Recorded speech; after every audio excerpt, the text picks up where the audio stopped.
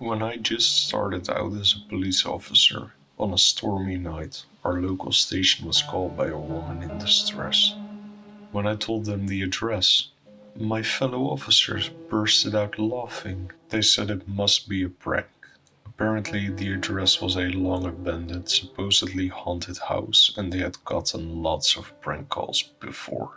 Some years ago, a German man bought the house, and now ghost tours were being held there. I just couldn't let it slide like that, though, so after my shift, I drove up the hill to Mayweather Manor. Over a dozen ravens flew over my car as I neared the house. When I rang the doorbell, a large, bald black man towering over me, wearing black jeans, a black turtleneck, and black sunglasses opened the door. With a deep voice, he introduced himself as Heinrich. Last name? I asked him. Just Heinrich, he replied. A woman, wearing a rather revealing black dress with long blonde hair, approached from behind Heinrich, introducing herself as Sophia.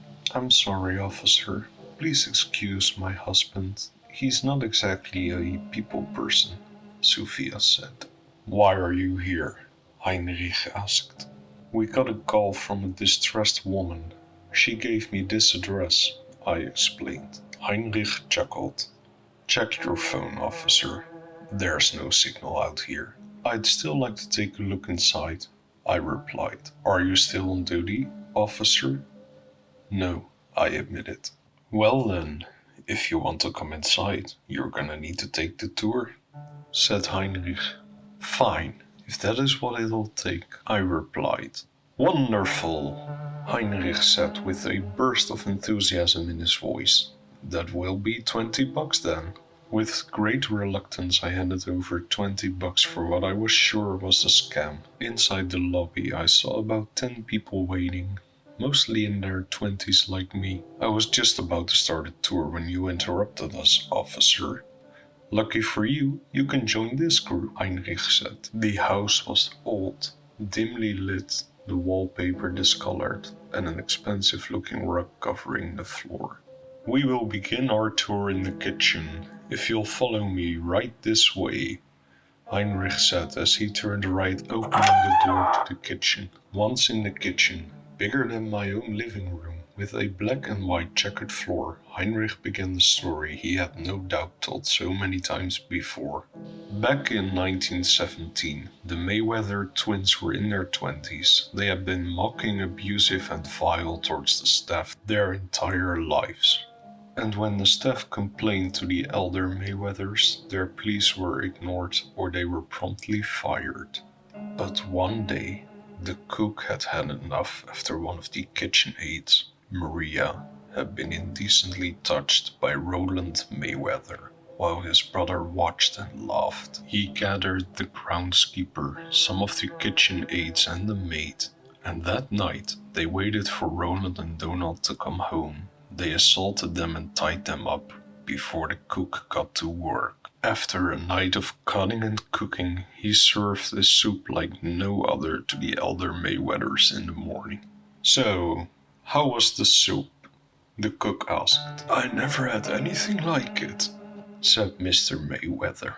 I sure hope not, replied the cook. He then signaled for Maria to enter the dining room, followed by a majority of the staff. We actually all worked together to prepare this soup. I couldn't have done it without these fine people. Roland and Donald even helped. In fact, I'd say they were essential to the soup. That's my boys for you, said Mrs. Mayweather. When the cook retired, the Mayweather twins had been missing for 2 years. On his last day, at the very end of his shift, he told the elderly Mayweathers all about how he had killed, carved, and cooked their sons, and how he had stood there with the rest of the staff, watched them eat their own children. He watched with glee as they mentally broke beyond any form of repair. So, this is your spooky story? I asked Heinrich. Oh, but this is only the beginning, officer. You see that pan over there? They say it is the very same one used to cook the soup containing the Mayweather twins. and that on certain nights you can still hear the cook carving up the twins and cooking the soup. Let's continue to the dining room. The dining room was lit by numerous candles. There's no electricity here. We've had the wires replaced over a dozen times, but it never stays working for long, said Heinrich. It must be the ghosts, I said sarcastically. Some people laughed. Heinrich then pointed towards a chair at the head of the table on the right side. That is where Mrs. Mayweather always used to sit, and it is also the place she hanged herself when she found out what had happened to her children. Using that very chair you see before you now. At that very moment, all the candles went out at once. This, I must admit, unnerved me. A trick, nothing more, I thought. Still, an effective one, nonetheless. There was a hint of surprise on Heinrich's face. Let's all continue to the library. You all shouldn't stay here for too long. Sophia, please relight the candles. She nodded and did as Heinrich had asked, while we made our way to a door on the left side of the dining room. This library goes back all the way to the 1600s, and the collection of books you see here was started by Jonathan Mayweather, who also built this house using an inheritance. Many of these books are about the occult, which was one of Jonathan's great passions. Besides that, he was very interested in trains, and despite having... As Heinrich kept going on, I approached a couple and introduced myself. I'm Amber. This is my boyfriend John, the woman said. We are on our way to my old hometown, Woodfall, but we had to stop to take this tour. If you like spooky stuff, you should visit Woodfall. There's a cursed well there, said John. I'll keep that in mind, I said as I made my way back to the front of the group, having no intention to take them up on their offer. Down there is the cellar. Perhaps our officer can enlighten us what happened there, Heinrich said, looking in my direction. Sure, I said. 1977. 2 men robbed a convenience store and assaulted a clerk. People say they were squatting in this house. It's not confirmed, but it's commonly believed.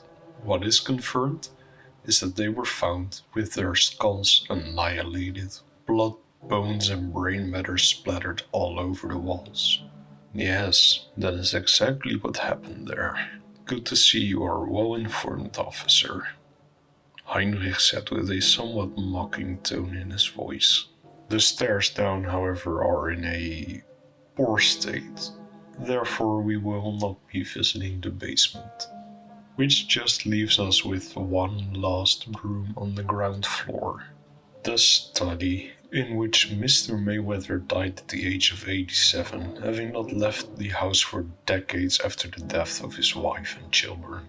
They say the study has a long history of being haunted. Back when Mr. Mayweather was still a boy, one of the maids got locked inside for only a few minutes. But by the time they opened the door, she had gouged out her eyes with a pair of rusty scissors. Then we heard footsteps coming from above. Everyone looked at Heinrich. Let's all return to the dining room now. Surely Sophia should now have relit all of the candles. Once there, we did notice all the candles had been lit again, but Sophia was nowhere to be found. And then we heard it, coming from the kitchen, the sound of cutting, cooking, and I wasn't so sure Heinrich's ghost story was just that anymore.